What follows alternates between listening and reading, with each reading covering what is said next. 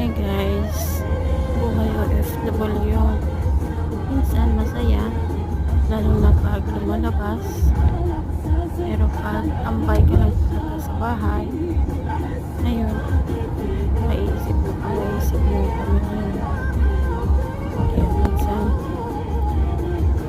buhay talaga dito. Paswerte na. Kaya siguro ako, meron ako sa swerte sa mga amo. Kasi makakalabas ako, makakain ako ng hindi naman nasa masarap na masarap. Yung tamang-tama lang. Yung hindi ka rin nagugutom.